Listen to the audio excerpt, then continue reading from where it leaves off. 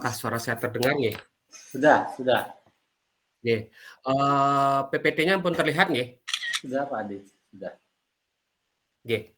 Inggih, untuk mempersingkat waktu nggih, karena ini adalah pertemuan keempat, jadi sesuai dengan SAP yang sudah kita sepakati di awal perkuliahan, jadi materi pada hari ini saya mencoba untuk memberikan sebuah materi sesuai dengan SAP tersebut. Ini adalah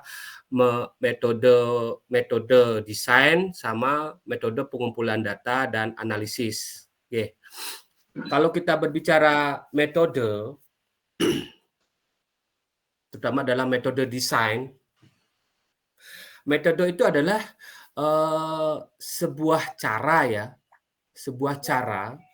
atau sebuah sistem atau sebuah teknis biasanya cara yang dilakukan oleh desainer untuk menghasilkan suatu desain gitu. Ini ada caranya. Artinya mungkin metode ini akan berbeda-beda, adik-adik, berbeda antara desainer satu dengan desainer yang lain untuk menyelesaikan sebuah masalah desain tentunya akan berbeda. Ada juga kesamaan. Nah, metode ini bisa kita tiru. Kadang-kadang misalnya desainer A memiliki metode sesuatu yang dia share, terus kita coba menerapkan metode tersebut, ternyata kok metodenya bagus ya untuk mencari atau mencapai sebuah desain yang maksimal itu dengan metode ini kok bagus. Nah, itu bisa ditiru ya, bisa ditiru dengan catatan ya minimal ada izin dalam proses kita melakukan metode tersebut. Terus metode itu juga ada tahapan. Di situ ada tahapan-tahapan proses desain yang tentunya di dalam metode itu. Jadinya semua di dalam metode itu pasti ada tahapan. Tahap satunya apa, tahap duanya apa, tahap tiganya apa, tahap empatnya apa, sampai dia menemukan sebuah hasil desain. Itulah yang disebut dengan metode. Nah, penjelasan metode ini saya ambil dari buku Racana Vidi, di mana buku Racana Vidi ini adalah suatu proses desain yang dikemas dalam sebuah buku oleh Pak Dwi Nurwata ya, adik-adik. Pak Dwi Nurwata ini adalah dosen kita juga yang saat ini sedang melakukan studi S3 di Bandung. Nah, dari sana saya mengutip ini, apa itu metode desain. Di dalam metode desain tersebut, adik-adik, di buku Racana Vidi itu dibagi menjadi 5 tahap dia. Ya, yaitu adalah pertama itu adalah tahap input. Tahap input ini adalah tahap pengumpulan data yang mungkin pada saat ini sedang adik-adik lakukan di lapangan ya. Nah, data tersebut baik itu data lapangannya itu ada bermacam-macam data lapangan itu. Ada data fisik, ada data non fisik, ada data psikis di situ ya. Yang ini. Nah, kalau kita kembali ke data fisik tentu adalah data-data yang berhubungan dengan fisik bangunan yang terlihat ya. Baik itu kelebihannya maupun itu kekurangan, tergantung bagaimana kepekaan dari masing-masing seorang desainer atau kepekaan adik-adik di dalam melakukan penggalian data di lapangan. Terus yang kedua itu ada tahapan proses. Nah, tahapan proses ini di situ ada tahapan analisis dan sintesis. Nah, tahapan di sini ini sudah mulai ada tahapan ada pengetahuan dari seorang desainer itu untuk menghasilkan sebuah hasil analisis. Di sini sudah harus seorang desainer itu sudah harus dituntut untuk memiliki sebuah pengetahuan tentang desain. Kalau dia tidak memiliki pengetahuan tentang desain, tentunya tidak akan bisa menghasilkan sebuah analisis dan sintesis. Nah, karena analisis dan sintesis ini adalah gabungan antara data lapangan, data literasi atau data literatur yang dimiliki oleh seorang desainer, terus dipadu-padankan atau diselaraskan atau dibandingkan. Misalnya data lapangan, ruangan cukup remang-remang itu misalnya, tidak memenuhi pandangan di saat melakukan aktivitas. Nah, terus ada data literasinya atau data literaturnya tentang pencahayaan. Berarti pencahayaan dalam ruang ini membutuhkan sekian titik lampu dengan lux sekian. Nah, berarti di situ akan ada hasilnya. Berarti di situ harus ada pengetahuan tentang literasinya orang desainer, sehingga nantinya di saat membuat desain atau menghasilkan sebuah sintesa itu benar gitu. Dan permasalahan di dalam desain itu bisa terjawab gitu adik-adik. Nah, setelah itu tahapan ketiga itu ada tahapan pradesain. Nah, di tahapan pradesain ini sudah ada ide-ide dasar. Nah, ide-ide dasar, walaupun ide-ide dasar itu belum dituangkan secara penuh ke dalam sebuah rancangan desain dia. Belum. Dia ini baru ide-ide saja, baru berupa sketsa, terus baru berupa image design, terus ada berupa mood board dia di situ, yang nantinya tahapan pra ini akan diangkat yang mana yang akan menjadi sebuah keputusan atau kesepakatan atau bisa menjawab sebuah permasalahan desain, baru itu yang akan dituangkan ke dalam bentuk desain yang nantinya akan bentuknya di pradesain ini pasti akan berupa bentuk alternatif desain. Dia lebih banyak alternatif desain AA, dia seperti ini, dia sketsa A ke B. Nah, baru diolah lagi, dianalisis lagi sampai menemukan hasil sintesa seperti yang di tahap proses tadi itu, baru diangkat menjadi desain dia. Nah, baru dia masuk ke tahapan output. Nah, di tahapan 4 ini, kalau sesuai dengan buku Racana PD yang saya kutip ya, itu sudah di tahapan output ini baru ada proses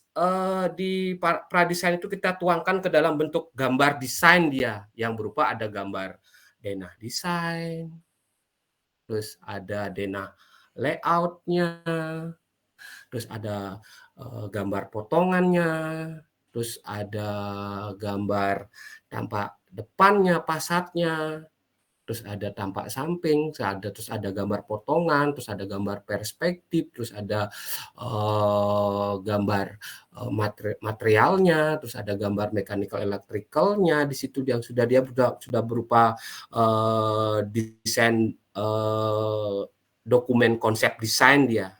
Nah, dan desain ini sudah bisa diserahkan atau sudah bisa diproses sebenarnya.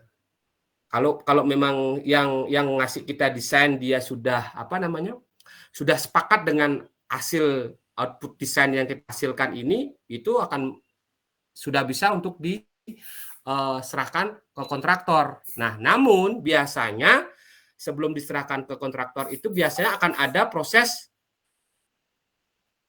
outputnya input sama outputnya. Mohon maaf, yang di 4 itu sebenarnya input ya. Outputnya di kelima ini, di situ akan kalau seandainya antara lapangan dengan desain itu masih ada hal yang kurang tepat, di situ akan ada desain pengembangan dia. Ada beberapa desain yang akan berubah sedikit tapi tidak berubah secara full 100% tidak. Mungkin kalau misalnya ada desain partisi yang awalnya kita bikin 2 meter, ternyata setelah di lapangan itu ternyata partisi itu harus kita rubah lagi dengan mengurangi panjangnya menjadi 1,5. Nah, artinya ada perubahan-perubahan di situ saja, adik-adik. Nah, di situ dia tahap pengembangan dia.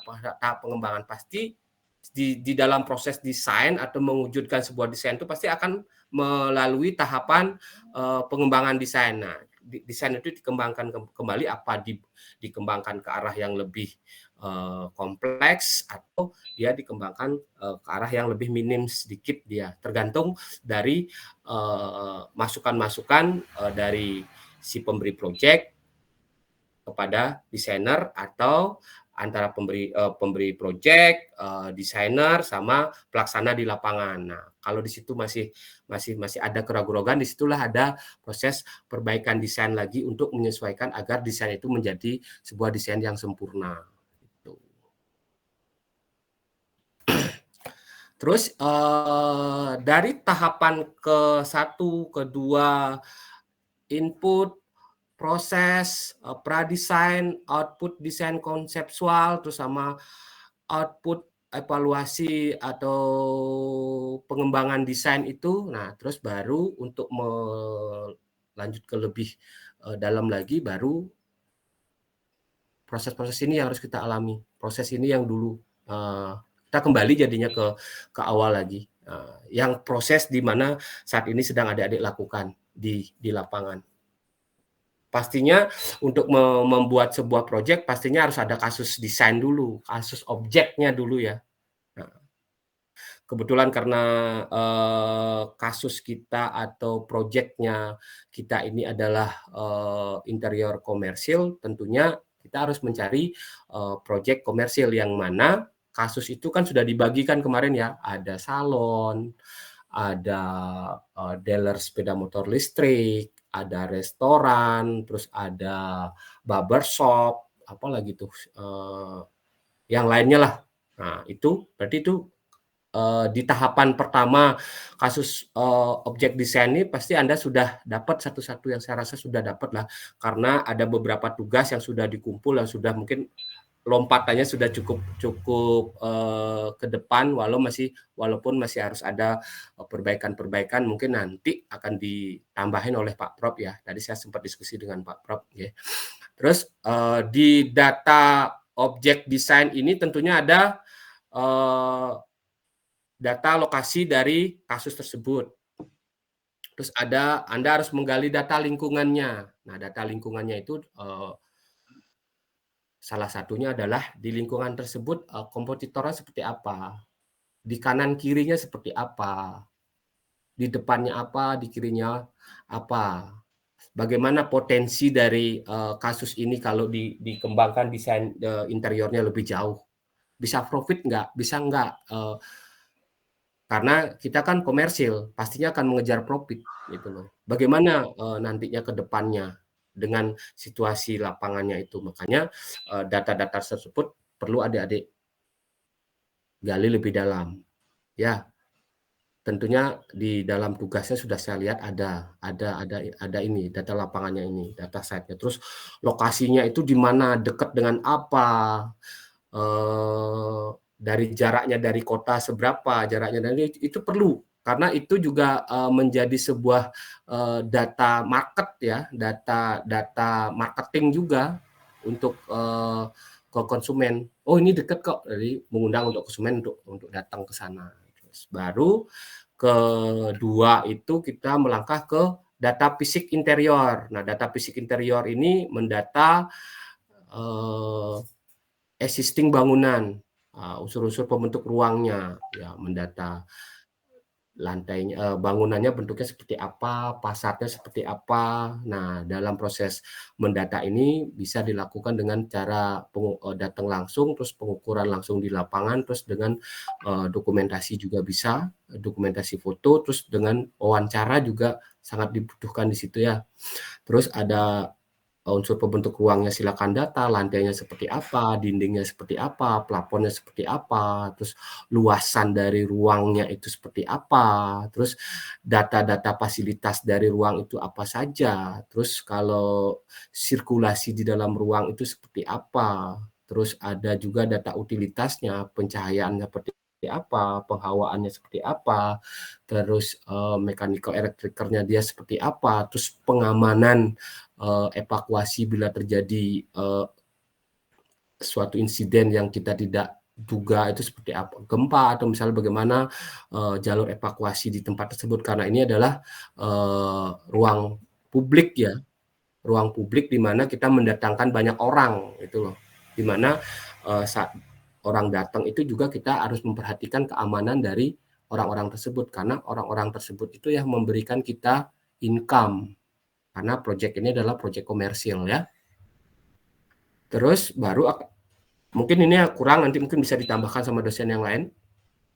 Terus baru kita menggali lagi data berikutnya, ada data non fisiknya atau non fisik interiornya. Misalnya salah satunya adalah struktur organisasi dari project yang akan kita ambil. Misalnya kalau restoran, ownernya siapa, terus chefnya siapa, di bawah chef itu siapa lagi, terus manajemennya siapa, yang mengatur kepala supervisinya siapa gitu. Misalnya di situ ada struktur itu juga perlu kita gali, karena nantinya saat kalian mendesain atau membuat desain itu, orang-orang inilah yang akan kalian buatkan tempat, akan kalian buatkan space untuk mengatur sebuah, baik itu restoran atau salon, untuk mengkoperasikan itu biar menjadi tempat yang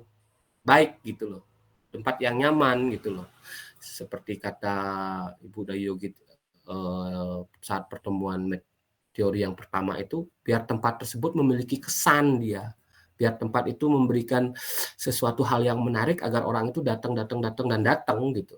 Seperti itu dia.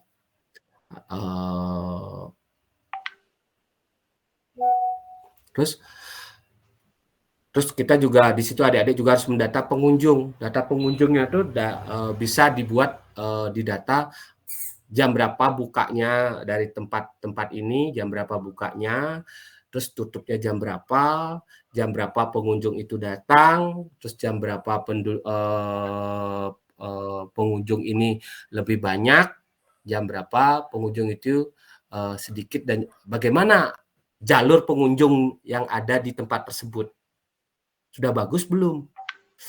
Bikin ribet nggak? Kadang kan karena orang banyak kan ada cross sirkulasi nggak di dalamnya itu, makanya dibutuhkan pengetahuan interiornya juga, literasi tentang interiornya juga. Nah, itu data kebutuhan. Nah, di data kebutuhan ini perlu juga didata di situ kebutuhan manusianya seperti apa. Perlu melakukan wawancara misalnya ke manajernya, di dalam ruangannya butuhnya apa aja. Nah, didata juga di situ. Data kebutuhan pengguna ruang yang ini ya, data kebutuhan pengguna ruang didata juga. Terus di kasir gitu misalnya, di kasir itu butuhnya apa saja untuk memudahkan mereka bekerja. Nah, terus pengunjung juga, kalau pengunjung apa saja yang dibutuhkan di dalam sana, apakah ada area pengunjung yang datang ke sana itu adalah sebagian besar perokok atau tidak, atau gimana. Kalau setengahnya perokok, setengahnya tidak, apakah perlu ruang di outdoor untuk yang merokok, apa memang ada ruang khusus untuk smoking area, untuk area orang-orang yang merokok gitu misalnya, salah satu contohnya ya. Nah, itu perlu nggak itu didata juga secara detail, adik-adik, perlu didata. Nah, terus dari pendataan data fisik interior, data non fisik interior, setelah ini kan baru melihat masalah-masalah yang ada di sana. Nah, apa masalahnya yang ada di sana? Di dindingnya ada masalah nggak? Atau kita berpikir dari awal deh, fasadnya ada masalah nggak? Nah, setelah masuk dari fasadnya itu kita ketemu lobinya misalnya, di lobinya ada masalah nggak? Nah, setelah masuk ke lobinya, terus kita masuk ke area aktivitas yang apa misalnya kalau restoran berarti ruang tempat makannya ada masalah nggak di situ? Baik itu masalah bangunannya, masalah sivitasnya, ataupun masalah utilitasnya, harus dicek semua. Karena itu yang akan menjadi permasalahan yang harus kita pecahkan sebagai seorang desainer. Nah, ini dia sudah ada di sini dia, Dedek. Di situ. Apa saja itu? Nah, di data itu.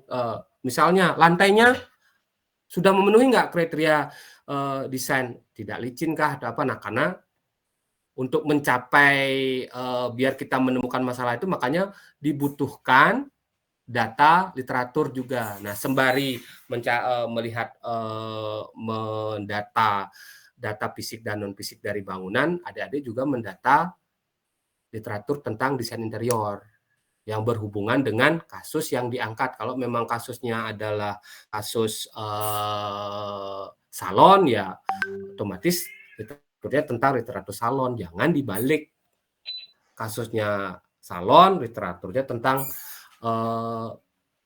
klinik gitu, benar kan nggak nyambung dia itu loh. Sesuaikan dengan kasusnya agar bisa menemukan masalah dan bisa menemukan solusi dari pemecahan masalah tersebut. Nah, terus, cara-cara pengumpulan data yang saya sampaikan tadi itu ya juga tadi sudah sempat saya singgung sedikit-sedikit ya. Tentunya melakukan observasi ke lapangan. Adik-adik harus terjun ke lapangan. Nah, pastinya semua kelompok sudah terjun ke lapangan ya. Nah, karena dari GCR yang saya buka kemarin malam dan tadi pagi juga sempat saya cek, dan di kelompok saya sudah ada beberapa yang saya kasih komen juga, terus di kelompoknya yang lain juga sudah banyak yang sudah dikomen juga. Nah, tentunya sudah melakukan observasi ke lapangan. Di observasi ke lapangan ini terjun langsung ke lapangan, melihat kasus, mencatat apa yang menjadi kebutuhan untuk menyelesaikan masalah yang ada di lapangan, tentunya dengan cara wawancara bisa dengan narasumber. Narasumbernya ya salah satunya yang seperti saya bilang tadi, ada pemiliknya, kenapa restoran ini mau dirubah interiornya atau direnov interiornya. Terus dari karyawannya, bagaimana karyawan di dalamnya, mana apa enggak. Nah, melakukan terus menggali permasalahan untuk memberikan sesuatu hal yang baik terhadap pemakai ruang-ruang yang akan adik rancang. Terus jangan lupa juga dokumentasi. Nah, karena kalau tanpa dokumentasi, kita kadang-kadang bikin lupa adik-adik. Nah, contohnya kalau di dalam proyek ya, saat kita mengukur ke lapangan, kita ukur, kita catat. Nah, setelah selesai mengukur ke lapangan, terus kita balik, tahu-tahu sampai rumah kita lihat ukurannya sih sudah benar, tapi dinding di kanan itu ada tekukan apa enggak ya? Nah, di situ kan kadang kalau kita sudah melengkapi dengan dokumentasi foto misalnya, pastinya di sini ada tekukannya, benar ini. Nah, artinya ada data dokumentasi ini juga dipentingkan untuk melengkapi kebutuhan-kebutuhan yang kita butuhkan pada saat mendesain. Baru data literasi kembali seperti saya bilang tadi itu ada berupa bisa adik-adik cari dari lewat sumber-sumber buku, terus ada artikel, ada web juga bisa ya. Itu dulu tentang proses penggalian data di lapangan. Kira-kira ada pertanyaan kira-kira adik-adik sebelum nanti saya lanjutkan. Sebenarnya materinya lagi sedikit sih. Ada pertanyaan kira-kira? Mungkin kalau dari sini mungkin ada pertanyaan yang mau disampaikan dulu, yang hal-hal yang adik temukan permasalahan di lapangan tentang penggalian data, bisa kok ditanyakan di sini. Nanti kalau saya tidak bisa menjawab, mungkin saya minta bantuan ke dosen yang lain untuk bantu menjawab pertanyaan adik-adik. Mungkin ada pertanyaan adik-adik? Suara saya masih jelas nggih? Masih, Pak Adi, masih. Nggih. Nggih. Segitu dulu, mungkin ada pertanyaan nggih?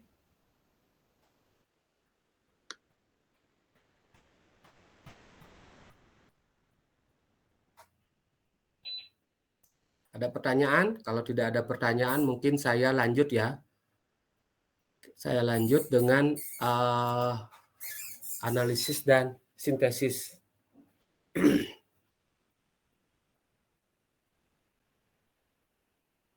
Nah, kalau saya baca dari buku Racana Fiji, adik-adik, kalau kita berbicara dengan analisis dan sintesa, kalau kita berbicara langsung ke analisisnya, analisis itu merupakan proses desain untuk menemukan kendala atau masalah dalam sebuah desain interior. Dalam proses analisis ini dibutuhkan pengetahuan literasi, literatur, atau mengungkap sebuah masalah untuk mengungkap masalah dalam sebuah desain interior. Nah, itulah yang dinamakan analisis. Ya, seperti sebenarnya tadi sudah kita bahas ya adik-adik. Nah, untuk mengungkap masalah ini dah dibutuhkan sebuah proses atau metode analisis di mana ada data lapangan, ada literatur, ada kebutuhan dari si pengguna ruang, terus ada literatur, baru dia akan menghasilkan sebuah analisis. Itu dia. Di mana analisis ini nantinya akan menghasilkan, setelah kita godok dengan teori-teorinya, dia akan menghasilkan sintesis, di mana sintesis ini akan diwujudkan atau dikembangkan menjadi sebuah bentuk desain yang lebih sempurna. Nah, itu dah antara analisis dan sintesis itu seperti itu dia. Kalau saya ambil benang merahnya, kalau saya membaca di buku Racana Pidi, mudah-mudahan apa yang saya paparkan itu tidak jauh melenceng. Nanti bila mana ada kesalahan, mudah-mudahan Bapak-bapak atau Ibu dosen yang lain bisa melengkapinya. Ya. Terus hal-hal yang perlu dianalisis untuk mencapai sebuah desain yang baik itu adalah, ya ini dia, analisis fisik lingkungan. Nah, data lingkungan itu perlu dianalisis. Terus data fisik bangunannya perlu dianalisis. Nah, setelah melakukan analisis ini dengan pengetahuan seorang desainer, pastinya akan ada kekurangan atau kelebihannya di situ. Nah, terus ada analisis fisik ruang, ada analisis fisik feature, ada analisis sivitas, ada analisis utilitas, ada analisis fisik aksesoris, dan analisis yang lainnya yang dibutuhkan di dalam adik-adik mendesain nantinya. Baru di dalam analisis itu baru dia akan menemukan sintesis dari fisik interior itu sendiri. Program sintesisnya itu nanti akan ketemunya jenisnya seperti apa. Misalnya kita menganalisis ruang, pasti di sana akan menemukan berapa jenis ada ruang di situ, berapa ukuran ruang yang ada di situ, terus bagaimana, apakah ruang dengan ukuran itu memenuhi aktivitas manusia di dalamnya. Jadi kan pertanyaan-pertanyaan dia di situ, pertanyaan-pertanyaan yang akhirnya jadinya berapa jumlah orang yang akan bekerja di situ, apakah memenuhi itu, dengan jenis, jumlah, dimensi, kesesuaian bentuk, warna, kualitas, dan lain sebagainya, itu yang akan menjadi alat untuk adik-adik menggodok di dalam analisis sehingga menemukan sebuah hasil sintesis dia. Nah, salah satu contoh tabelnya ini dia. Misalnya tabel analisis dan sintesa. Nah, ini dia tabelnya. Salah satunya misalnya kita berbicara paling depan lah ya, ada fasad interior. Identitas fasadnya setelah adik-adik lihat misalnya di sana, ternyata fasad itu kalau secara ideal fasad itu harus mencerminkan sebuah citra tempat. Harus mencerminkan sebuah citra tempat. Kalau kita idealnya ya harus mencerminkan tempat apa yang kita, misalnya kalau salon berarti fasadnya harus mencerminkan dari salon itu sendiri, terus harus mencerminkan citra dari salon itu sendiri gitu. Itu secara idealnya. Tetapi setelah terjun ke lapangan ternyata melihat fasadnya tidak ideal, tidak sesuai dengan bentuk karakteristik ruang yang ada di sana. Nah, yang saya garis bawah ini yang dimaksud inilah kasusnya adik-adik yang saya maksud. Akhirnya tidak sesuai dengan, tidak mencerminkan dengan citra salonnya. Baru kita spesifikkan lagi apanya yang kurang dia. Kategori permasalahannya apanya yang kurang, apa saja yang kurang, apanya yang perlu dipertahankan. Kadang-kadang kalau kita berbicara fasad kan kadang-kadang kalau McDonald gitu lah, McD atau KFC misalnya, dia kan sudah memiliki bentuk yang sudah baku, dia yang sudah disepakati dari brandnya sendiri, yang mana fasadnya, bentuk, warna, dan karakteristik fasad itu tidak bisa dirubah. Tapi ada hal-hal yang perlu dispesifikkan kembali, yang mananya yang kurang, yang perlu ditambahkan atau perlu diperbaiki oleh seorang desainer, yang mana itu baru masuk ke analisisnya dia, sebagai analisis itunya. Ya, maksud saya itu sebagai analisisnya. Dari hasil analisis itu fasadnya Passatnya belum memenuhi citranya, terus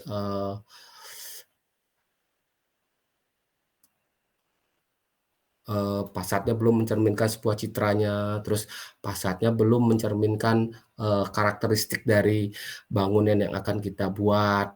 Nah, itu yang perlu mendapatkan penanganan-penanganan atau masukan penting untuk pemecahan masalah tersebut, yang mana di sintesa ini yang dijelaskan.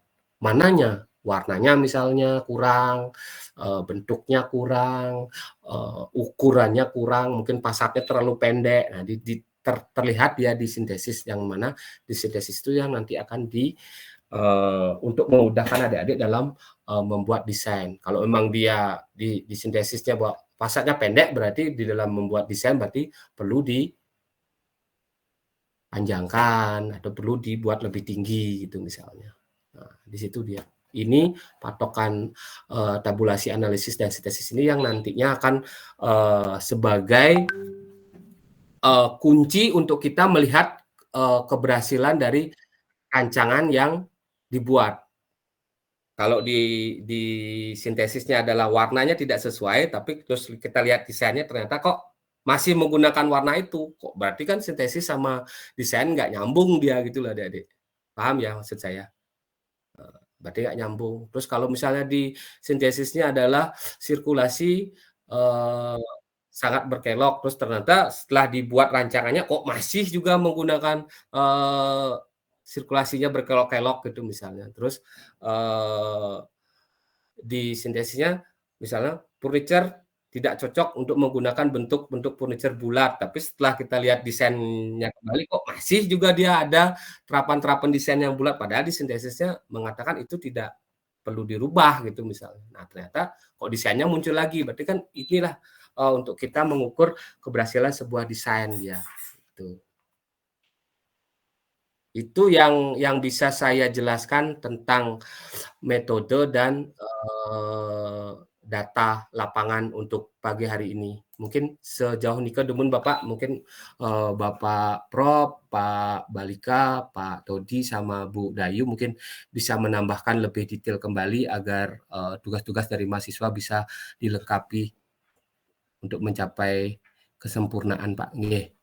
Terima kasih untuk presentasi saya, sampai di sini dulu. Terima kasih Pak. Nggih. Atau mungkin bisa disambung dengan pertanyaan nggih. Nggih. Nggih, sama Pak Nyoman Adityaga sudah menyampaikan materi tentang metode dalam desain interior nggih.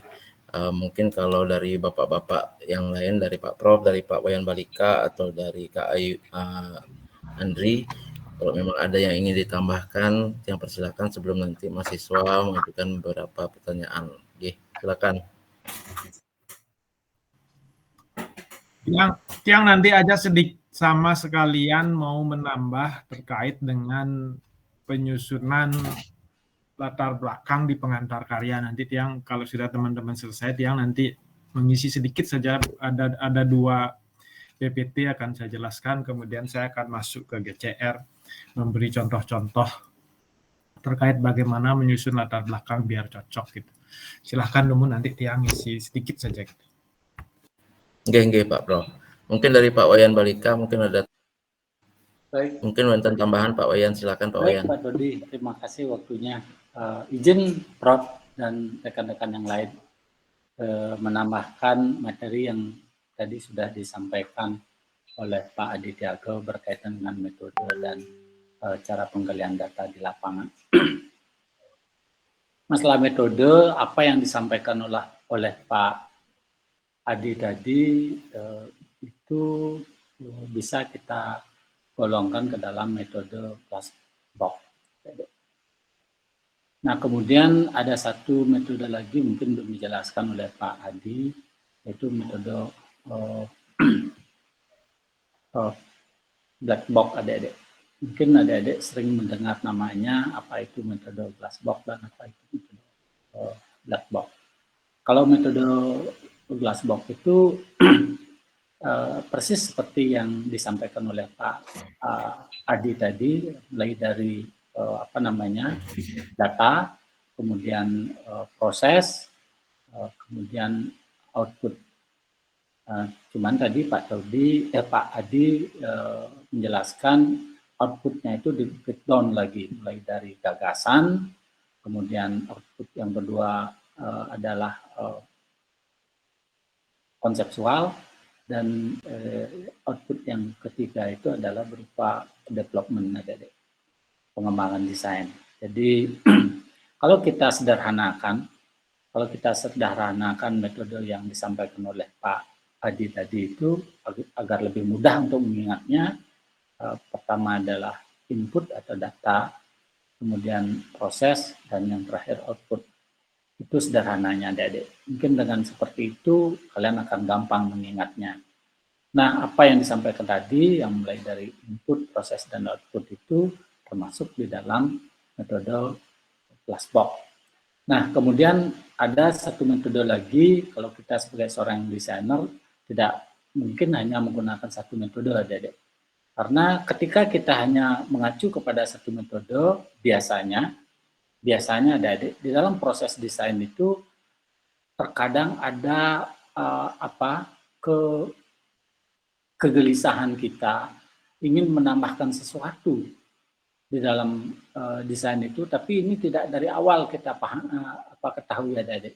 Tiba-tiba saja menjelang atau sudah pada proses gagasan maupun pada proses pra-desain itu, kita ada ide-ide baru, atau mungkin karena kita sempat melihat sesuatu yang baru yang sebelumnya tidak ada di pikiran kita, ingin kita menambahkan sesuatu ke dalam desain itu, sedangkan di awal kita belum menyadari. Jadi kan tidak ada di data di Adik-adik. Kemudian di proses pun tidak kita lakukan, di analisis kita tidak lakukan karena di data dia tidak masuk.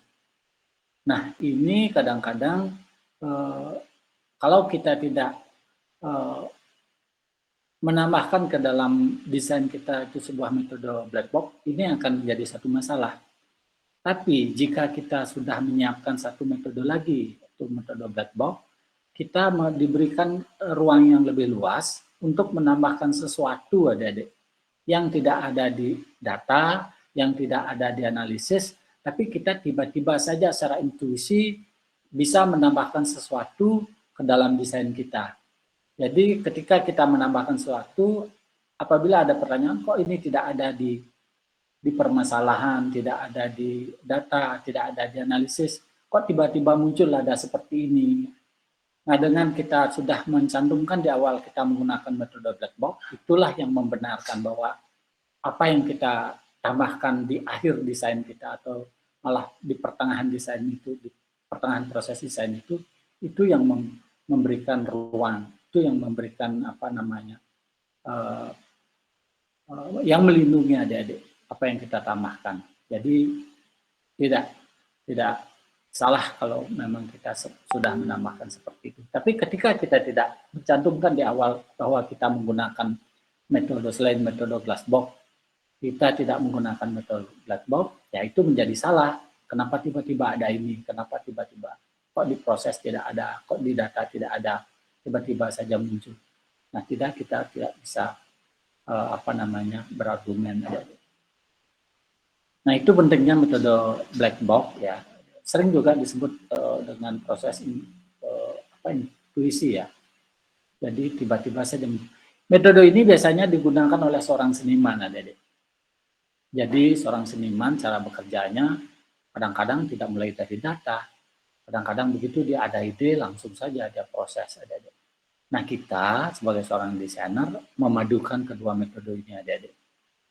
Dengan metode Glassbox itu seperti yang diuraikan oleh Pak Adi tadi, kemudian di satu sisi kita harus bisa berpikir seperti seorang seniman untuk menambahkan sesuatu di dalam karya kita sehingga ada nilai estetik yang muncul di hasil karya kita nanti. Itu sederhananya, Adik-adik. Demikian teman-teman, Prof dan Pak Adi yang bisa ditambahkan berkaitan dengan metode tadi. Terima kasih. Jika ada pertanyaan silahkan kita diskusikan, Adik-adik.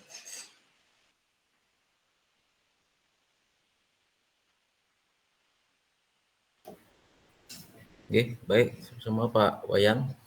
Mungkin dari Kak Andri Ada yang ingin ditambahkan? Silakan.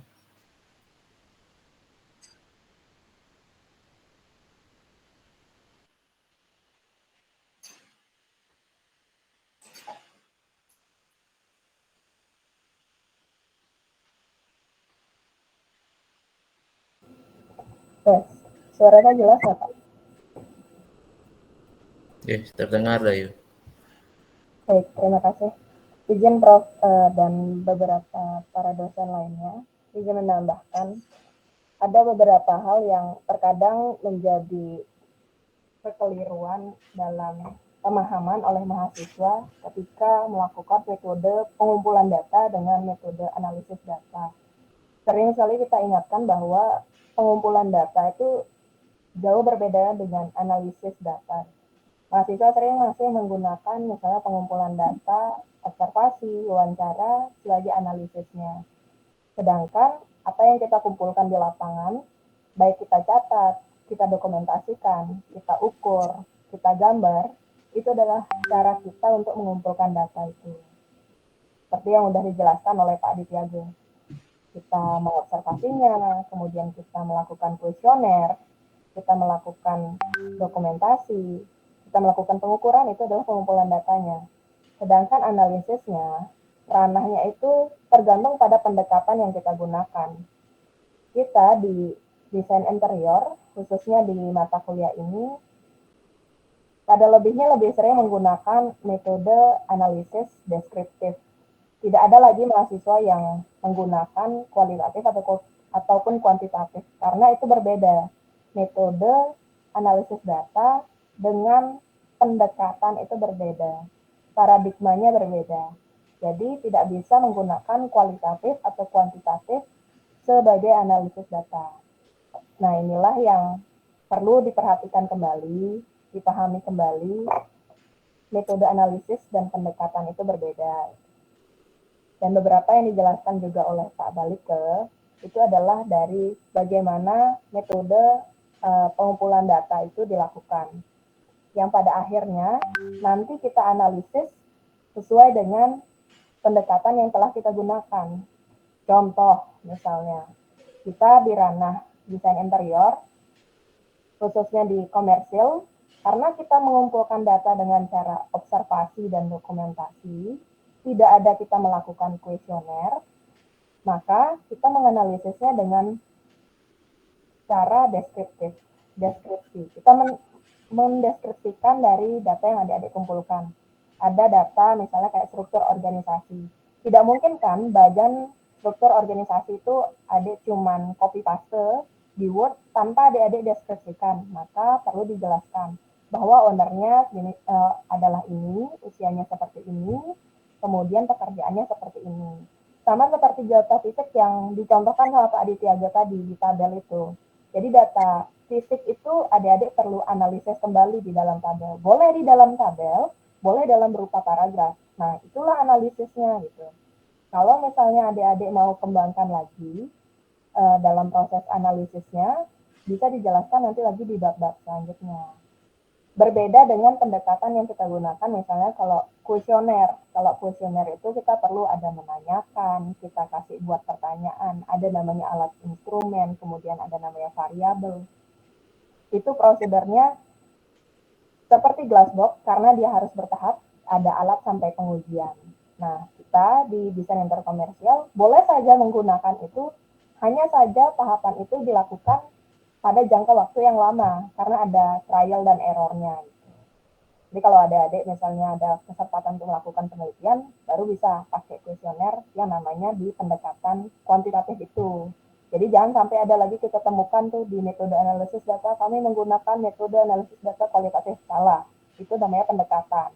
Kalau metode analisisnya, carilah yang padanannya. Kalau memang deskripsi ya deskripsi. Kalau misalnya ada metode analisis yang lainnya, boleh dikembangkan. Sekarang tuh metode analisis itu sudah banyak berkembang, nggak lagi hanya pendekatan kualitatif-kuantitatif, tapi banyak sekali.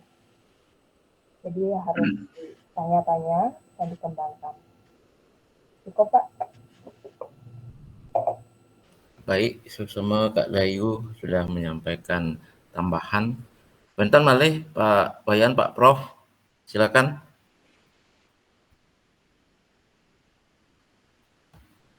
Atau sebelumnya kalau memang dari mahasiswa ada yang ingin diperjelas, silakan bisa raise hand atau langsung open mic ya.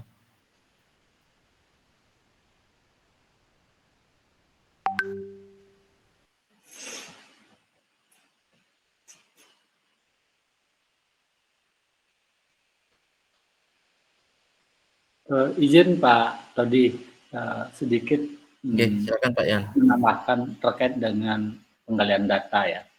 Mungkin Pak Adi masih bergabung ya Pak Adi. Oke. Bisa di-share PowerPoint yang analisis data itu Pak Adi? Yang tabel nggih? Ya, bukan yang sebelum tabel. Oke. Analisis lingkungan, kalau tidak salah analisis ruang yang itu. Saya ingin menjelaskan terkait ini dengan tugas mahasiswa ya. Nggih. Iya. Ini Pak nggih. Ya. Nggih. Mungkin ditambahkan juga Pak kalau ada hal-hal yang kurang nih Pak nggih. Begini, adik-adik.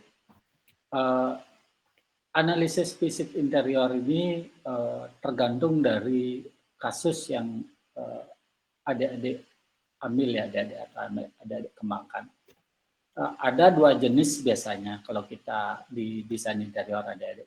Ada yang desain interior, ada yang redesign interior. Nah ini perlu adik-adik pahami, ini akan erat kaitannya dengan analisis data ini adik-adik. Kalau kita memilih atau kalau kasus kita adalah desain interior atau kalau desain interior itu sama dengan mendesain ulang, adik-adik, desain baru.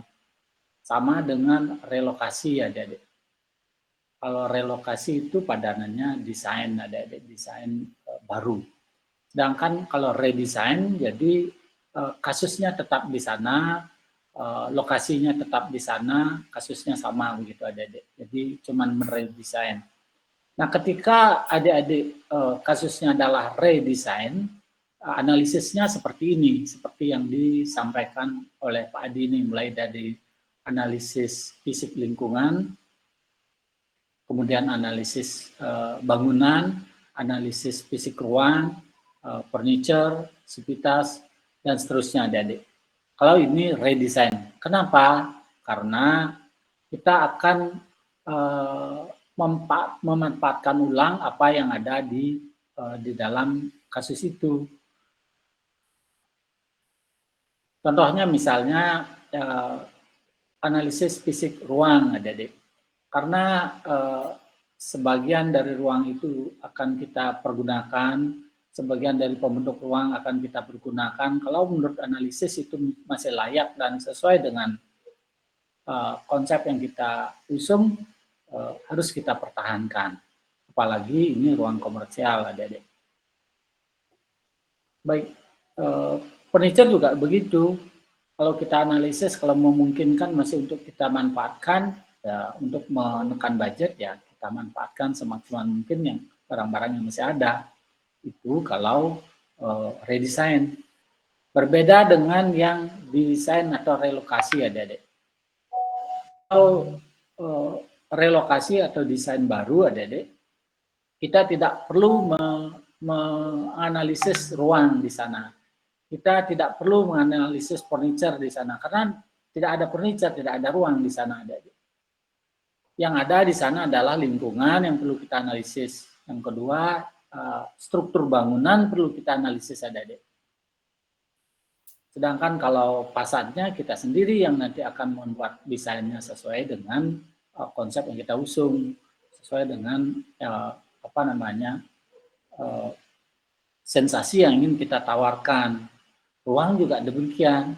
Jadi langsung saja kita tidak perlu menganalisis tidak ada ruang di sana, yang ada adalah struktur bangunan yang ada di sana. Jadi ruangnya kita buat sesuai dengan program ruang yang kita sudah tentukan di proses desain.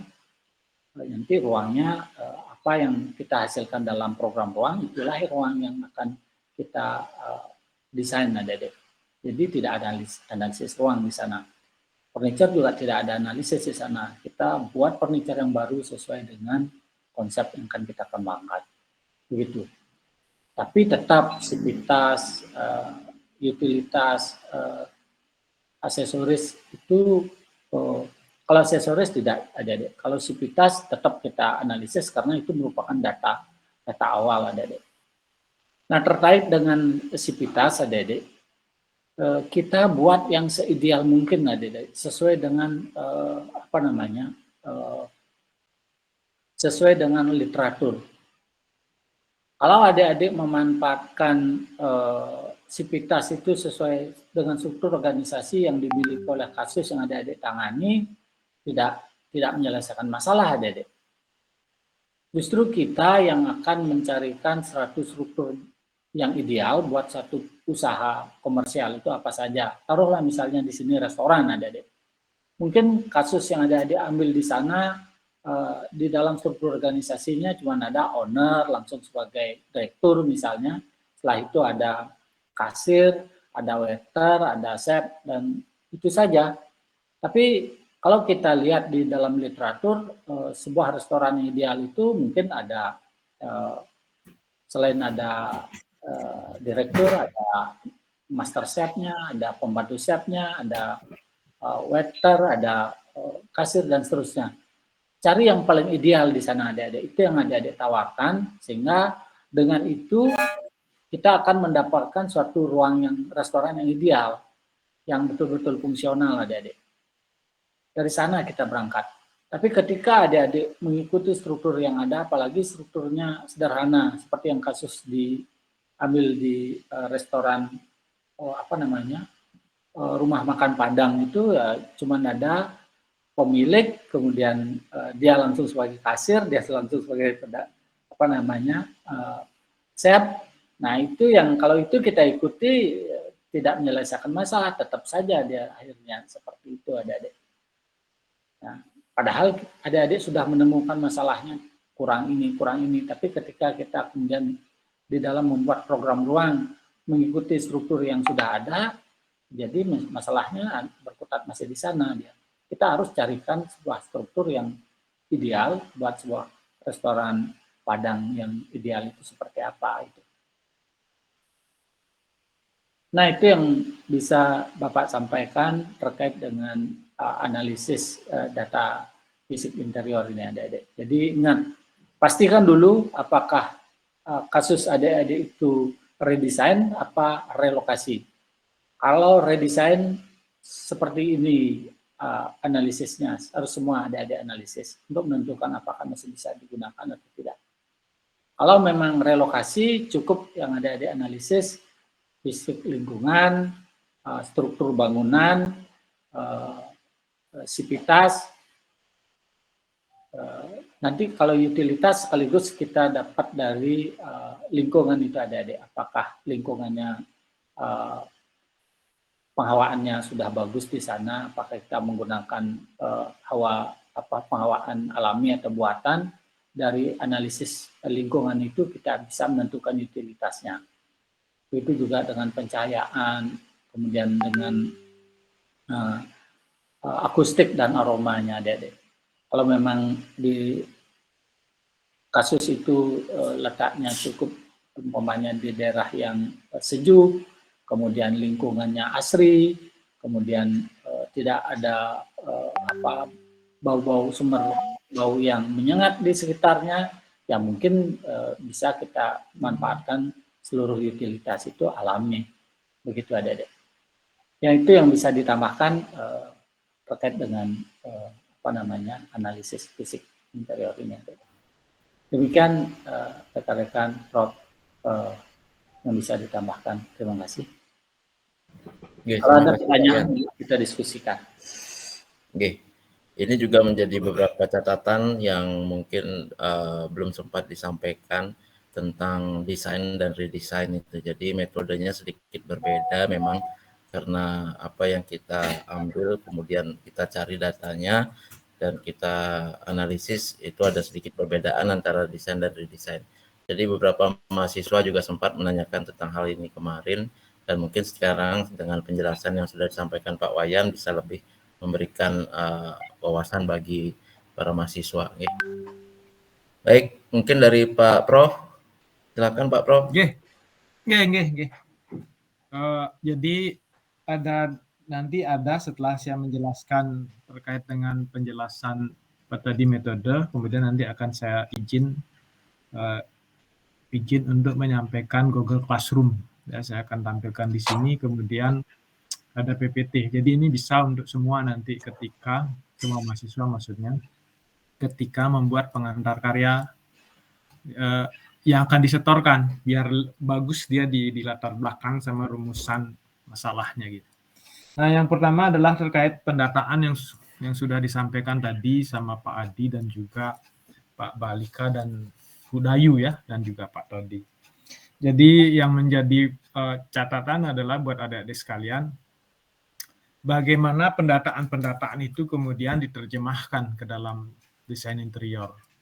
Jadi kalau dalam mata kuliah ini diterjemahkan menjadi laporan pengantar karya dan juga ke dalam dokumen desain interior. Nah, ketika bicara dokumen desain interior, jangan hanya berpikir bahwa dia akan menjadi ruang begini, sirkulasinya begini, dan seterusnya. Tapi jangan dilupakan bahwa konsepnya apa gitu. Dari pendataan yang sudah ada, lingkungan yang kita dapatkan di lapangan, sivitasnya siapa, dan seterusnya. Dari situ kita bisa simpulkan, diskusikan konsepnya. Kemudian bagaimana konsep ini diwujudkan ke dalam unsur-unsur desain interior, mulai dari penggunaan warna, penggunaan garis, penyusunan ruang, pembentukan sirkulasi, dan seterusnya. Tadi kan sudah dapat data-datanya. Nah, saya kira ada satu tempat lagi untuk menganalisis unsur-unsur, katakan unsur-unsur desain gitu, di luar faktor-faktor teknis tadi gitu. Jadi sehingga kita bisa menentukan kira-kira warnanya begini. Nah, biasanya diterjemahkan ke dalam skema konsep ya kalau tidak salah di belakang itu. Nah, itu jadi yang terpenting setelah pendataan ini harus diterjemahkan menjadi pengantar karya dan juga dokumen desain interior, gambar dokumen desain interior secara keseluruhan. Nah, itu yang pertama. Yang kedua, sekarang izinkan saya men-share screen terkait dengan Google Classroom ya. Jadi ini sekali lagi bisa dipergunakan di kedua kelas gitu. Jadi nanti contohnya satu, nanti bisa dipergunakan di kedua kelas. Bentar, saya masih mencari.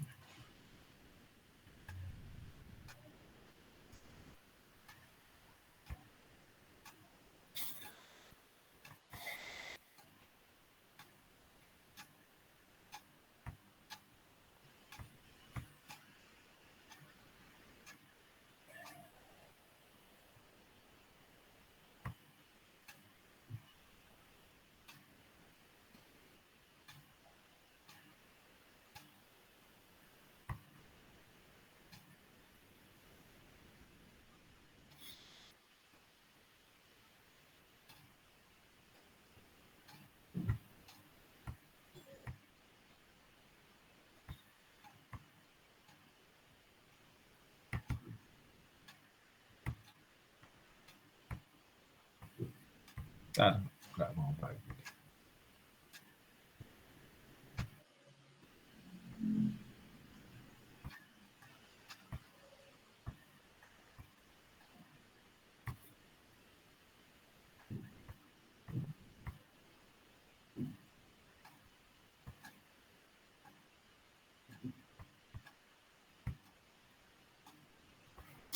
Sebentar, masih agak kesusahan saya membagi ini.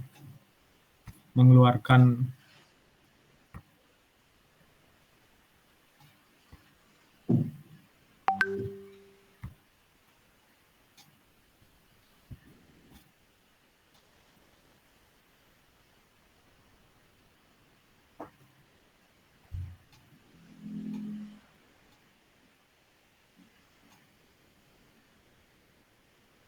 bisa ya. Sebentar.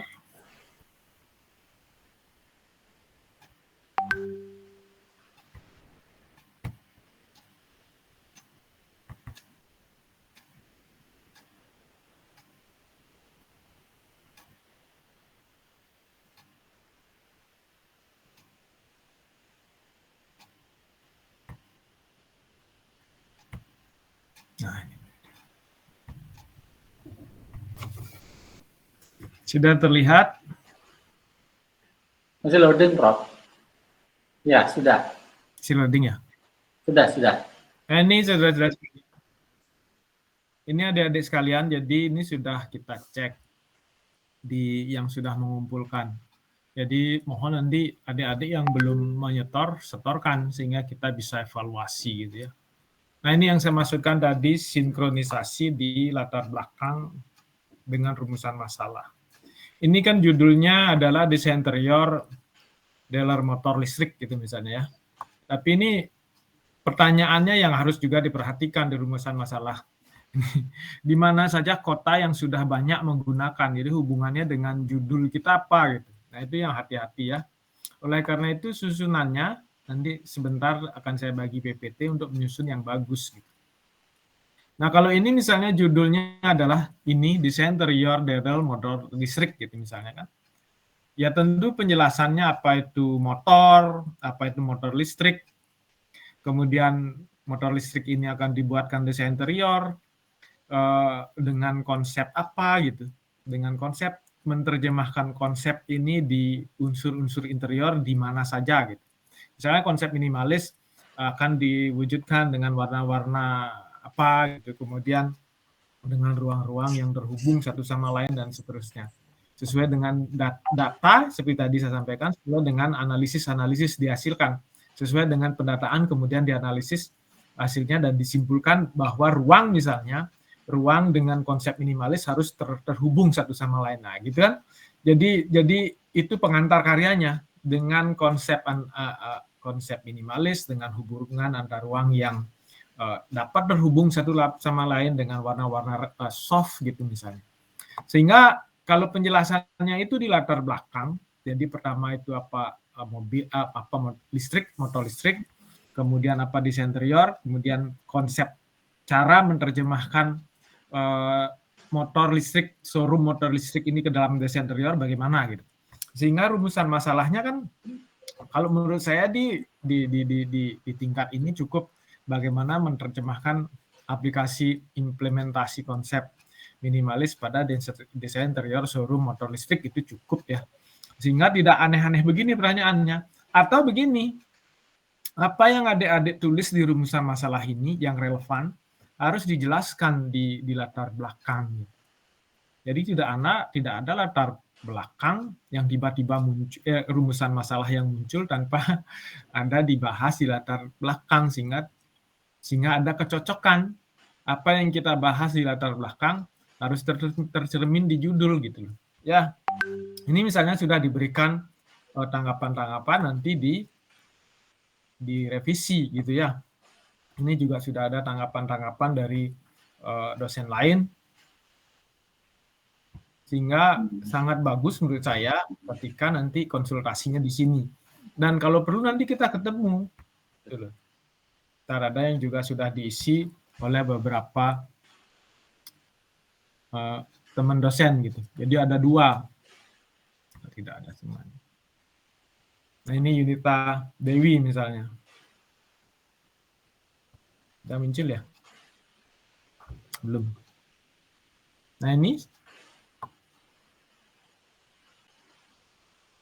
sudah. Nah ini dari Pak Eka mungkin ini ya. Pak Eka, Pak Adi ini memberikan tanggapan. Nah ini sudah ada tanggapan dari juga sudah ada evaluasinya dan dari dosen lain. Nah ini semua sudah kita usahakan. Jadi jangan tidak mengumpulkan dan jika juga belum jelas, mari kita lakukan pertemuan khusus gitu. Baik per misalnya saya bertanggung jawab kepada beberapa mahasiswa, kemudian Pak Adi dan juga Pak Balika mungkin juga bertanggung jawab kepada beberapa mahasiswa. Kita lakukan pertemuan gitu. Nah ini misalnya komentarnya adalah klinik kecantikan. Tentu penjelasannya adalah apa itu klinik kecantikan dari hasil pendataan ya, karena kita membuat pengantar karya. Jadi klinik kecantikan itu apa? Klinik kecantikan ini akan dibuatkan desain interior dengan konsep apa, bagaimana menerjemahkan konsep, ke dalam unsur-unsur desain interior dan apa yang ingin kita capai dari merancang ini. Jangan lupa itu, karena sebuah karya desain gitu harus ada bentuk dan isinya gitu ya, kurang lebih begitu. Jadi apa yang kita inginkan, jadi belajar memenuhi kaidah kefilsafatan desain itu gitu, kefilsafatan sebuah hasil karya, bahwa dia ada unsur yang harus kita olah dan harus kita isi juga gitu ya. Jadi kita menginginkan dengan merancang ini orang menjadi apa misalnya, orang menjadi mengerti kehidupan begitu misalnya ya, atau apapun itu dari hasil kita gali dari si pemilik. Misalnya pertanyaannya, apa yang Bapak inginkan atau Ibu inginkan dengan mendesain ini gitu. Jadi digabung dengan pengetahuan adik-adik sekalian dan juga keinginan owner dan beberapa literatur, sehingga kita bisa simpulkan apa sih isi dari desain kita gitu. Nah, ini komentar-komentarnya juga sudah ada. Nah, ini bagaimana wujudkan konsep tertentu pada desain interior apa gitu namanya ini ya. Diberikan tema juga bisa, atau judul gitu ya. Nah, ini kelompok 4 atas nama siapa ini? Andrea Dwi Prasetya. Nah, ini juga desain interior komersial, retail, gadget, Bali Barong. Nah, ini sudah mulai ada tempatnya yang jelas. Nah, ini kan kemajuan teknologi, jelaskan apa itu gadget. Nah, begini saudara, kalau terlalu hanya menjelaskan apa itu gadget saja gitu misalnya, jadi kan rumusan masalahnya tidak cocok juga gitu. Atau menjelaskan gadget panjang lebar, kemudian oleh karena itu dirancang desain interior gitu. Terus di bawahnya pertanyaannya, rumusan masalahnya bagaimana mewujudkan konsep gitu. Padahal tidak pernah menjelaskan konsep di latar belakang gitu ya. Gadgetnya panjang lebar, sehingga kalau diturunkan menjadi rumusan masalah, sebenarnya bukan rumusan masalah tentang desain interior, tapi apakah gadget gitu, apakah gadget itu gitu. Jadi pertanyaannya yang cocok, karena latar belakang yang panjang terkait dengan gadget, maka rumusan masalahnya sejatinya yang cocok adalah itu.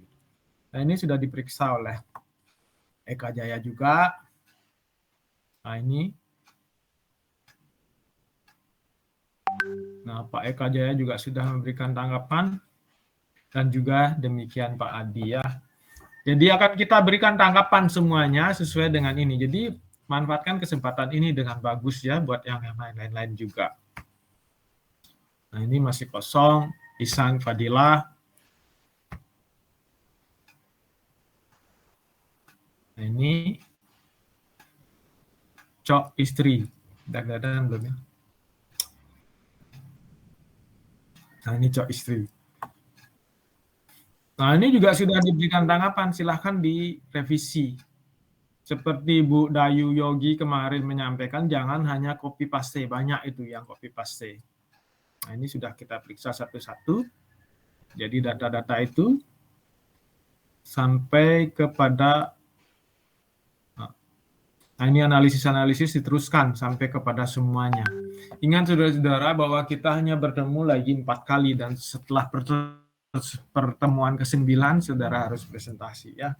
Manfaatkan kesempatan ini dengan bagus. Jika perlu kita akan mengadakan pertemuan secara langsung. Nah, itu yang terkait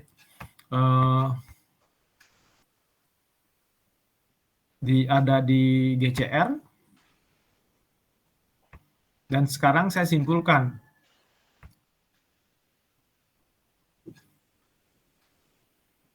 Bagaimana sejatinya latar belakang dan hubungannya dengan rumusan masalah. Bentar, saya cari dulu dokumennya.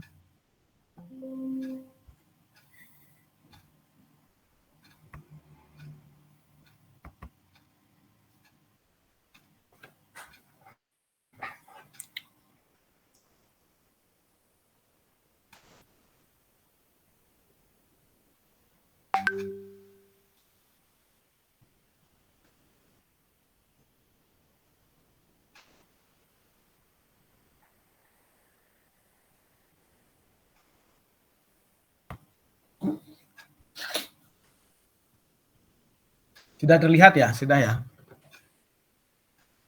Ya, masih loading.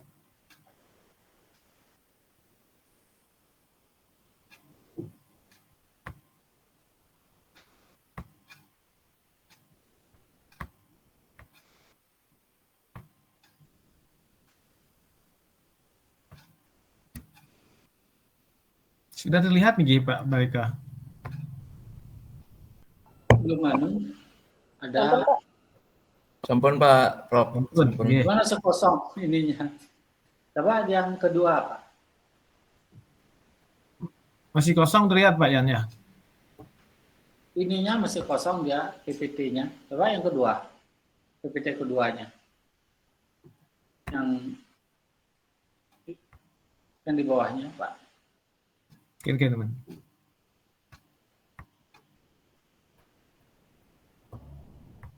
Ini sudah? Sudah. Niki sampun. Ampun. Nah, ini susunan latar belakang ya.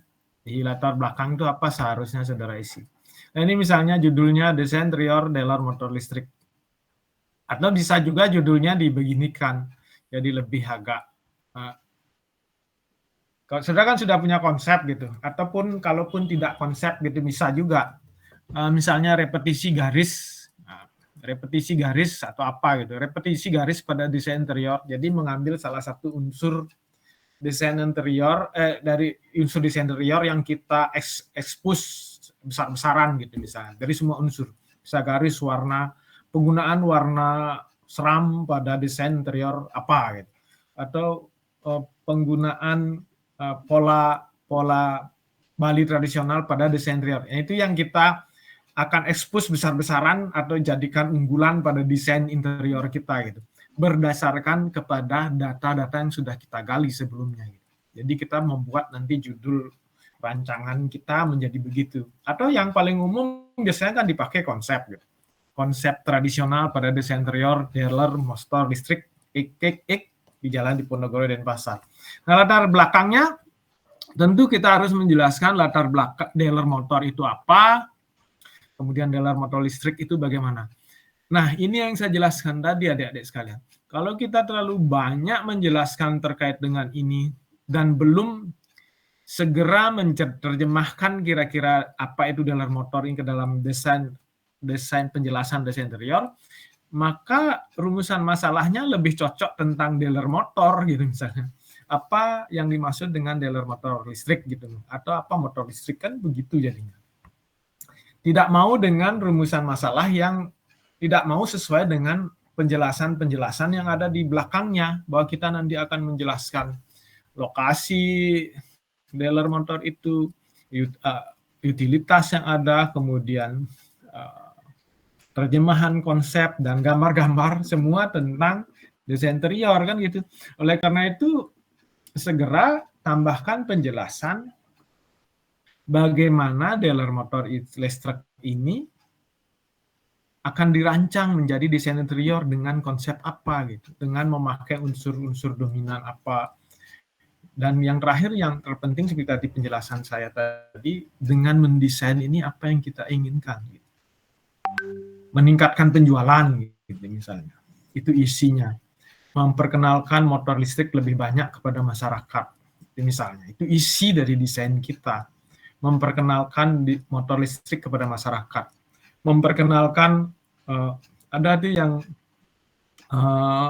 latar belakangnya banyak mengulas tentang energi fosil gitu, meminimalkan penggunaan energi fosil gitu misalnya. Jadi itu isinya, isi daripada desain interior yang kita rancang gitu. Jadi jangan merancang tanpa ada isinya gitu. Jadi itu yang harus dipahami juga. Belajar kita membuat karya desain yang ada isinya dan juga ada bentuknya, ada bentuk dan ada isinya, ada unsur intrinsik dan ekstrinsiknya gitu ya. Nah, yang berikutnya adalah jadi data-data yang lengkap tadi kemudian kita sebutkan. Kalau dia akan kita rancang dengan konsep apa, bagaimana menerjemahkan konsep kepada unsur desain interior, prinsip desain gitu misalnya, apa yang akan dimainkan gitu misalnya. Jadi semua bentuk-bentuk akan disusun dengan prinsip keseimbangan asimetris gitu. Kemudian tentu alasannya apa, literaturnya apa yang mengatakan bahwa dia akan lebih banyak mempergunakan prinsip keseimbangan asimetris gitu. Nah ini dari sini kan kita sudah adik-adik sudah berpikir bahwa karya desain itu harus ada unsur seperti selain mengolah yang tadi yang sudah dijelaskan di metode itu juga mengolah prinsip-prinsip desain, unsur-unsur desain interior, dan juga isinya gitu. Nah ini dia apa yang ingin dicapai. Nah ini tujuannya agar sesuai dengan rumusan masalah di bawahnya. Karena rumusan masalah yang di bawah dibuat itu kan bagaimana merancang desain. Nah kalau penjelasannya tadi lebih banyak motor listrik kan nggak cocok dia dengan rumusan masalah. Apalagi kemudian pertanyaannya seperti tadi contoh sekilas saya sampaikan, di mana saja kota-kota yang sudah memakai motor listrik banyak gitu misalnya, kan nggak cocok orang kita judulnya desain interior, perancangan desain interior gitu loh. Nah itu yang perlu adik-adik perhatikan baik di kedua kelas gitu ketika menyusun pengantar karya nanti ya. Nah terkait yang penjelasan saya, kalau memang ada pertanyaan silahkan, atau mungkin yang lain juga pertanyaan yang berhubungan, silakan. Oke, baik. Semua Pak Prof sudah menyampaikan bagaimana untuk isian latar belakang di laporan nantinya ya. Jadi ini bisa diterapkan di kedua kelas. Jadi silakan dicek kembali latar belakang masalah, kemudian rumusan masalah yang sudah dibuat, kemudian bisa disesuaikan dengan apa yang sudah disampaikan untuk bisa memperkuat dari latar belakang perancangan kasus yang kalian sedang ambil saat ini ya. Baik, mungkin kita lanjut kepada dari mahasiswa. Kalau memang ada pertanyaan silakan disampaikan. Jadi waktu kita manfaatkan dengan baik karena kita tidak banyak lagi punya waktu untuk kita ulur-ulur begitu ya. Jadi 4 pertemuan itu adalah jangka waktu yang pendek sekali untuk kita bisa memberikan rancangan yang baik gitu ya. Jadi manfaatkan semua kesempatan untuk bisa bertanya, berdiskusi kepada dosen ya, termasuk pada saat ini. Silakan dari mahasiswa kalau memang ada pertanyaan.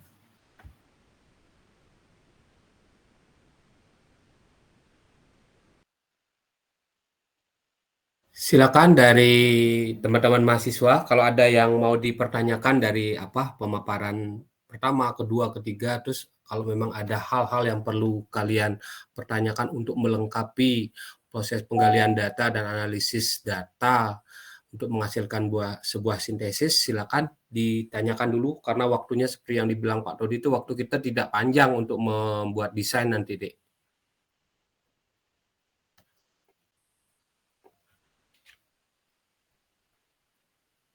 Halo, kok tidak ada yang nyaut? Apakah pada tidur ya? Coba buka kameranya deh. Coba buka kameranya deh.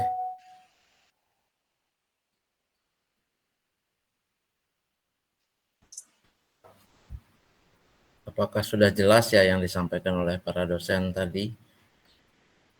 Karena saya lihat juga dari GCR yang sudah dikirimkan itu masih banyak yang perlu kita revisi. Seperti yang minggu lalu saya kumpulkan mahasiswa, saya tanya satu kelompok, ternyata masih banyak juga yang belum melengkapi, kemudian masih banyak yang belum terstruktur.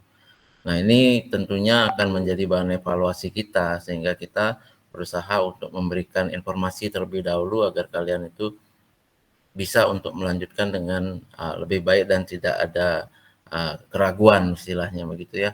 Nah sekarang kalau memang masih ada yang perlu ditanyakan, masih ada yang perlu dijelaskan, kita masih lengkap di sini ya. Nanti kalau sudah selesai perkuliahan mungkin para dosen punya kegiatan lain, harus mengajar di kelas lain, kalian juga harus mengikuti perkuliahan lainnya, mengerjakan tugas lainnya. Jadi hal-hal tersebut akan mengurangi waktu kalian untuk mengerjakan tugas ini. Jadi ya kita berkejar-kejaran ini dengan waktu.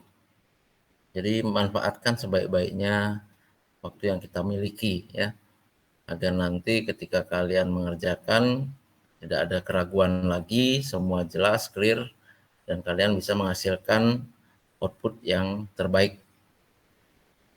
Oke. Ada siswa?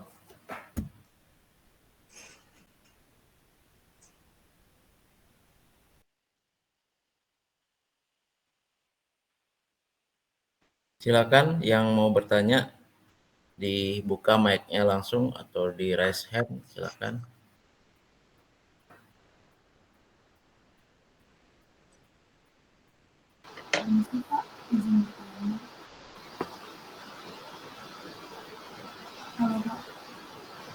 Ya silakan, siapa tuh yang mau tanya? Cok, nyanyi ya? Siapa? Untuk Coklat nyanyi, Pak. Oh ya silakan Dek. Bisa dikeraskan volumenya Dek? Bentar Pak. Untuk asistensinya tuh mau offline, kan maunya offline, itu gimana cara untuk jadwalnya? Maaf Dek, saya nggak denger ininya. Untuk asistensinya itu saya kan sama kelompok maunya offline, itu gimana jadwalnya Pak untuk asistensinya? Oke, bimbingan offline ya. Jadi kalau masalah bimbingan offline, online, ataupun bimbingan dengan jenis yang manapun, silakan hubungi dosen bersangkutan, dosen pembimbingnya ya. Jadi bikin janji kapan bisa ketemu Pak, kapan bisa asistensi Pak. Mudah-mudahan responnya cepat, jadi kalian tidak perlu menunggu lama begitu ya. Kalau sama saya, mumpung ini ditanya kapan bisa offline, hari ini pun bisa offline kalau yang mau bimbingan sama saya. Mungkin sama dosen yang lain, silakan dikontak dosennya. Sukses. Oke, kalau untuk teman-teman yang kebetulan dapat bimbingan dengan saya, mungkin kita hari Jumat bisa adik-adik, mulai dari jam 9. Saya tunggu di kampus untuk bimbingan offline, karena nanti di jam 12 saya akan ada materi ngajar di Nirmana soalnya. Mungkin dari jam 9 sampai jam 11 lah, ada waktu dah itu. Mungkin kalau misalnya ada mundur-mundurnya, mungkin setengah 10 lah kita mulai di kampus untuk bimbingan offline, bisa kalau bimbingan saya, oke?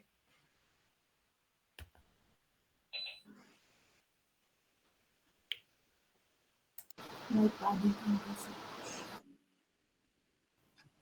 Untuk yang bimbingan saya bisa ke di WA. Siapa aja yang kapan mau silahkan dihubungi saja, kan kelas A juga ada WA-nya itu. Silahkan dikomunikasikan di kelas A, kemudian kita cari waktu pertemuan. Kalau memang harus offline, saya dengan senang hati sekali-sekali ke kampus. Kalau mau offline juga saya siap, sangat siap juga. Silakan ya.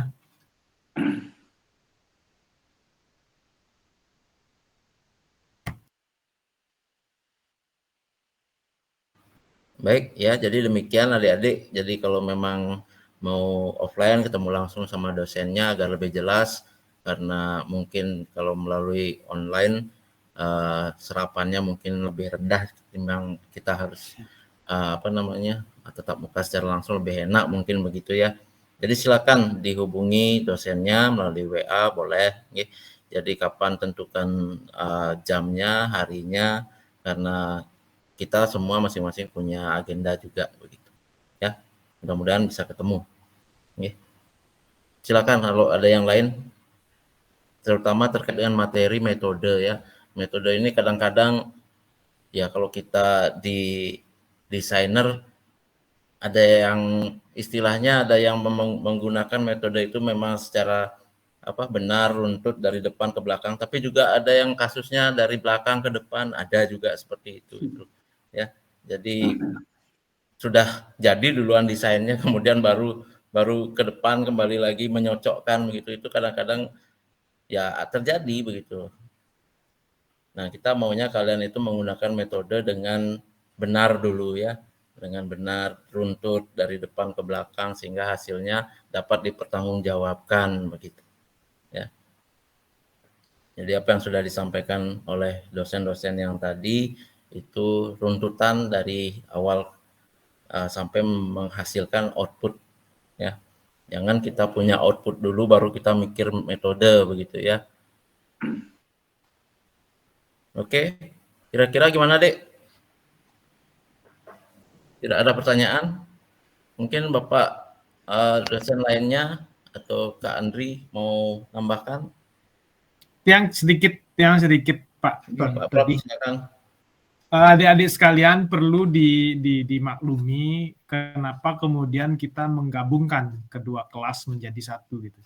Agar bahwa standar yang dicapai oleh kedua kelas itu sama. Jadi kita mencari sistem itu bagaimana progres di antara dua kelas ini bisa berjalan bersama-sama gitu, sehingga kita cari jalan ini gitu. Dan kemudian kalau memang offline kemudian membantu kita seperti tadi itu gitu. Jadi kalau kita jadikan satu di ruang offline hari ini sepertinya agak susah gitu. Tapi ini adalah sebuah cara yang bagus untuk menyamakan standar yang kita inginkan di kelas ini gitu, dengan cara yang sangat membantu ini gitu. Jadi jangan khawatir tentang itu gitu ya. Jadi itu Pak Todi, terima kasih. Oke, baik Pak Prof. Sedikit Pak Todi. Silakan Pak Yan. Izin Prof, teman-teman yang lain juga, adik-adik mahasiswa, terkait dengan apa yang disampaikan oleh Pak Prof tadi yang berkaitan dengan latar belakang dan rumusan masalah, izin untuk menambahkan sedikit adik-adik. Nah, terkait dengan rumusan masalah tadi Pak Prof sudah menyampaikan panjang lebar kaitan antara latar belakang dengan rumusan masalah. Harus itu adik-adik ada benang merahnya. Nah, kemudian untuk mudahnya adik-adik, kita di desain interior rumusan masalah kita tidak jauh dari dua hal adik-adik. Pertama, masalah fungsi, yang kedua masalah estetika ruang. Tidak jauh-jauh dari itu adik-adik. Jadi rumusan masalah adik itu cukup dua, sudah mencakup keseluruhan dari desain interior. Yang pertama itu berkaitan dengan fungsi ruang. Jadi adik-adik bisa pertanyakan masalah fungsi ruang di sana adik-adik. Karena apa? Karena di pembahasan nanti yang akan dibahas pasti masalah program ruang. Program ruang ini adalah untuk menemukan atau memaksimalkan fungsi-fungsi ruang adik-adik. Karena begini, latar belakang, rumusan masalah, pembahasan dan kesimpulan itu harus linear adik-adik. Jadi kalau di rumusan masalah itu adik-adik mempertanyakan masalah fungsi ruang, kemudian di pembahasan itu adik-adik pasti membahas tentang fungsi ruang. Membahas fungsi ruang itu ada di bab 4 adik-adik di program ruang. Karena di sana kita akan menemukan jenis ruang, kemudian ukuran ruang, hubungan ruang, sampai pada akhirnya di program ruang itu terakhir hasilnya berupa block plan adik-adik. Selesai sampai di sana. Kemudian rumusan masalah kedua biasanya berkaitan dengan estetika ruang adik-adik. Masalah keindahan ruang atau masalah sensasi ruang. Jadi itu yang adik-adik pertanyakan. Karena apa? Karena di pembahasan adik-adik akan menyelesaikan masalah-masalah dengan menawarkan sebuah konsep. Konsep ini nanti akan menghasilkan estetika ruang maupun sensasi ruang adik-adik. Jadi runut di latar belakang adik-adik harus mencetuskan sedikit berkaitan dengan konsep. Kemudian di rumusan masalah adik-adik pertanyakan dengan konsep, berkaitan dengan konsep. Di pembahasan adik-adik akan membahas masalah latar belakang konsep, kemudian penjabaran konsep, kenapa adik-adik memakai konsep itu, dan seterusnya. Kemudian adik-adik akan aplikasikan konsep tersebut ke dalam karya desain. Jadi hasil dari program ruang tadi yang dalam bentuk block plan itu, kemudian adik-adik gubah. Adik-adik gubah dengan konsep yang adik-adik sudah jabarkan di bab 4 itu, di penjabaran konsep. Nah, kemudian block plan yang sudah digubah dengan konsep, hasil penjabaran konsep, itulah yang akan menelurkan sebuah gagasan-gagasan adik-adik. Gagasan ini kalau kita sempurnakan, dia akan menjadi konsep desain adik-adik, konseptual desain. Kemudian kita sempurnakan lagi dengan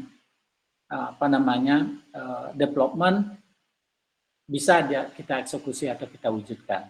Nah, begitu tahapannya adik-adik. Sehingga ada benang merah mulai dari judul, kemudian latar belakang, kemudian rumusan masalah, kemudian pembahasan, dan kesimpulan, itu linear adik-adik. Itu sebenarnya sederhananya adik-adik. Struktur itu harus adik-adik kuasai. Dan sampai kapanpun itu akan tetap berlaku adik-adik. Bahwa kemudian nanti ada tambahan di sini-situ, silakan.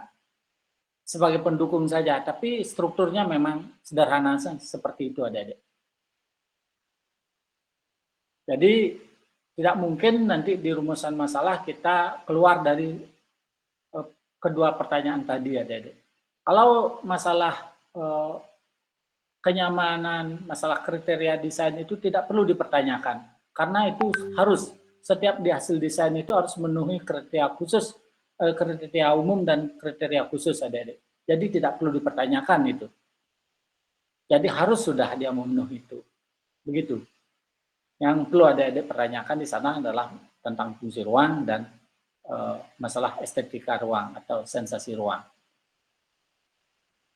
Begitu.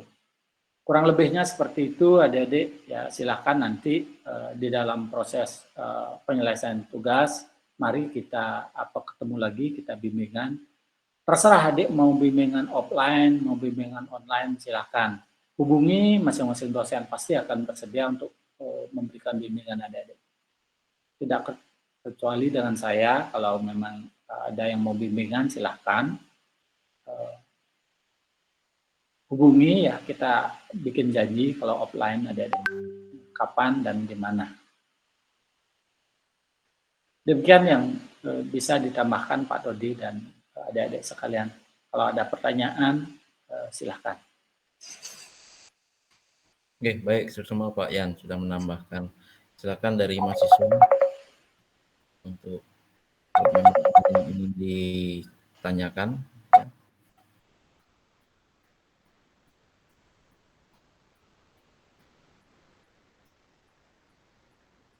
Sudah mengerti semua ya? Sudah clear ya? Jadi kalau memang sudah pas nih Pak Odi. Sebenarnya pas mereka nih. Tugas kita sebagai dosen sangat gampang jadinya. Ya. Saya suka deh kalau kayak gini pintar-pintar mahasiswanya ya. Jadi sekali dikasih tahu langsung meresap otaknya ya. Mudah-mudahan tersimpan. Oke, kalau memang tidak ada, bagaimana Bapak Ibu lainnya? Kita akhiri.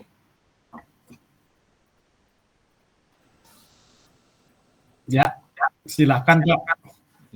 Baik, kalau memang tidak ada pertanyaan dari mahasiswa, mungkin selanjutnya silakan gunakan waktu ini untuk bimbingan, silakan digunakan waktunya untuk mencari data lapangan, ya, lanjutkan survei atau apapun itu yang terkait dengan perkuliahan desain interior komersial ya. Sekali lagi waktu kita itu sangat sedikit, kita berlomba dengan waktu dan dengan tugas-tugas kalian yang lain ya. Jadi berdasarkan dari apa yang sudah kita lihat bersama di RPS, 4 pertemuan lagi itu adalah final kalian untuk bisa mendapatkan rancangan yang akan kalian nanti presentasikan di minggu ke-9 sampai 16 gitu ya. Jadi kami di sini sebagai dosen dan fasilitator kalian nanti silakan dihubungi untuk bisa memberikan asistensi, bimbingan atau pemeriksaan terhadap tugas-tugas kalian. Silakan kita berdiskusi ya, mau online ataupun offline metodenya ya itu silakan disepakati dengan dosen pembimbing. Baik, jika memang tidak ada pertanyaan yang lain, kita akhiri perkuliahan hari ini. Mungkin di screenshot dulu ya Pak untuk ininya penutupan kameranya.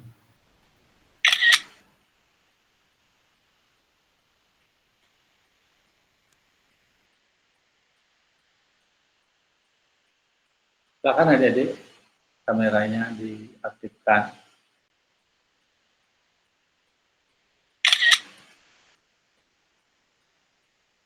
Baik, sudah Pak. Tadi silakan ditutup Pak. Oke, kalau sudah, terima kasih Bapak Ibu dosen yang sudah hadir pada pertemuan hari ini. Terima kasih juga pada mahasiswa. Selamat siang. Siang, Pak. Siang, Pak. Terima kasih. Terima kasih.